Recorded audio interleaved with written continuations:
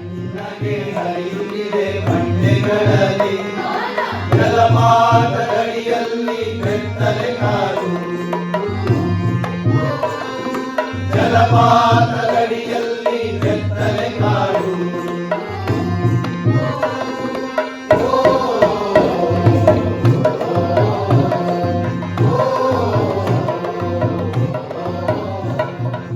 ಬೆಂಗಳೂರು ಚಲನಚಿತ್ರೋತ್ಸವದಲ್ಲಿ 90 ವರ್ಷದ ಈ ಅಭಿಯಾನ ಅಂದರೆ ಮಾಡ್ತಾ ಇದ್ದಾರೆ.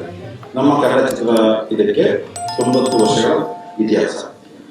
ಒಳ್ಳೆ ಬೆಳವಣಿಗೆ. ಈ 90ನೇ ಕನ್ನಡ ವರ್ಷದ ಸಂಭ್ರಮದ ಈ ದಿನಗಳಲ್ಲಿ ಕರ್ನಾಟಕ ಸರ್ಕಾರ ಒಂದು ಅವಾರ್ಡ್ನ ಹಿರಿಯ ನಿರ್ದೇಶಕರಿಗೆ ಅಥವಾ ತಂತ್ರಜ್ಞರಿಗೆ ಒಂದು ಪ್ರಶಸ್ತಿ ಕೊಡ್ತಾ ಇದೆ, ಪ್ರಾರಂಭ ಮಾಡಿದೆ. ಈ ಸರಿ ಪ್ರಶಸ್ತಿ MS ಸತ್ಯು ಅವರಿಗೆ ಸಿಕ್ಕಿದೆ.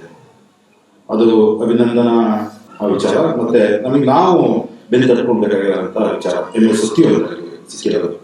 ಆದರೆ ಅದು ಮುಂದೆ ಬರ್ತಾ ಬರ್ತಾ ಬರ್ತಾ ಕಳಪೆ ಆಗುವ ಸಾಧ್ಯತೆ ಇದೆ. ಅದಕ್ಕೋಸ್ಕರ ನಾವು ನಮ್ಮ ಸರ್ಕಾರ ಒಂದು ಯೋಚನೆ ಮಾಡಬೇಕಾಗಿದೆ. ಕೇರಳದಲ್ಲಿ ಅವರು ಇಂಟರ್ನ್ಯಾಷನಲ್ ಫಿಲ್ಮ್ ಫೆಸ್ಟಿವಲ್ ಮಾಡ್ತಾರೆ. ಅವರು ಈ ಥರದೊಂದು ಪ್ರಶಸ್ತಿ ಕೊಡ್ತಾರೆ, ಲೈಫ್ ಟೈಮ್ ಅಚೀವ್ಮೆಂಟ್ಗೆ. ಆದರೆ ಈ ಪ್ರಶಸ್ತಿಯ ಘನತೆ ಮತ್ತು ಮೌಲ್ಯನ ಹೆಚ್ಚಿಸ್ಕೋಬೇಕಾದ್ರೆ ಇವಾಗ ಏನು ಥಿಯೇಟರ್ನಲ್ಲಿ ಒಬ್ಬ BV ಕಾರಂತರು, ಸಿನಿಮಾದಲ್ಲಿ ಒಬ್ಬ ಸತ್ಯು, ಈ ಥರ ಕೆಲವರು ಇರ್ತಾರೆ. ಹಾಗಂತ ಅದು ಎಲ್ಲರಿಗೂ ಆ ಪ್ರಶಸ್ತಿ ಸಿಗಂಗಾಗಬಾರ್ದು.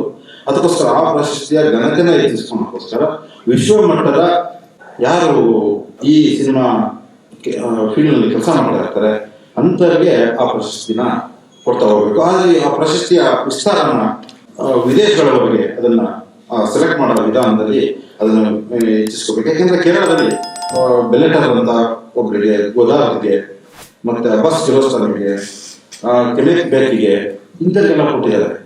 ಇಡೀ ಪ್ರಪಂಚದಲ್ಲಿ ಲೈಫ್ ಟೈಮಲ್ಲಿ ಅಚೀವ್ ಮಾಡಿರೋರಿಗೆ ಕರೆದು ಈ ಕೇರಳದಲ್ಲಿ ಕೊಡ್ತಾ ಇದ್ದಾರೆ. ಆಗ ಈ ಕೇರಳದ ಚಿತ್ರೋತ್ಸವ ವಿಶ್ವಮಟ್ಟದಲ್ಲಿ ಗಮನ ಹರಿಯುತ್ತೆ.